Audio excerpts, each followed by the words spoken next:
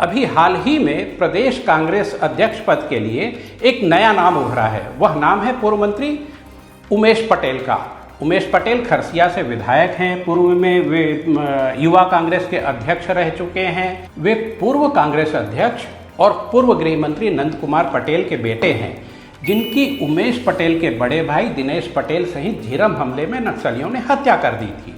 अपने पिता और भाई की नक्सली हमले में हुई मौत के बाद नौकरी छोड़ राजनीति में आने वाले उमेश सौम्य प्रवृत्ति के, सुलझे हुए और गुटों के बंधन से दूर रहकर राजनीति करने वाले नेता माने जाते हैं। हालांकि अभी चर्चा यह भी है कि उमेश पटेल के नाम का कार्ड भूपेश बघेल ने टीएस सिंहदेव को रोकने के लिए या किनारे लगाने के लिए किया है, क्योंकि टीएस सिंहदेव स्वयं इस पद के दावेदार हैं और हाईकमान में उनकी अच्छी दखल भी है। उनके नेतृत्व कुशलता पर तो किसी को संदेह नहीं होना चाहिए, लेकिन क्या गुटीय राजनीति को साध पाने में वे सफल होंगे, इसमें संदेह जरूर है। अब समझते हैं उमेश पटेल का पलड़ा जो है वो भारी क्यों है। उमेश ओबीसी वर्ग से आने वाले निर्विवाद नेता माने जाते हैं। पिता स्वर्गीय नंद कुमार पटेल का नाम उनके साथ जुड़ा हुआ है। शीर्ष नेतृत्व में भी उनकी छवि अच्छी है और सबसे बड़ी बात कि किसी गुट का छाप उन पर सीधे नहीं लगा है। वैसे भी भूपेश बघेल, मोहर मडकाम और दीपक बैज की अध्यक्ष पद पर नियुक्ति हाईकमान ने सीधे की थी और ये सारी नियुक्तियां गुटी राजनीति से परे संगठनात्मक ही रही हैं। इसके पहले की नियुक्तियां भी ऐसी ही होती रही हैं।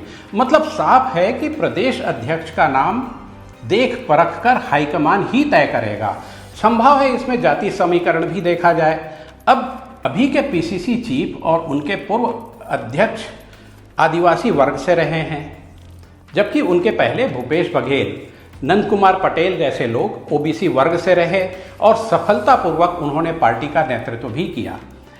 वैसे भी विरोधी प्रमुख पार्टी यानी भाजपा का फोकस आदिवासी है, तो संभव है ओबीसी को साधकर कांग्रेस प्रदेश में एक अलग लकीर खींचने का प्रयास करे।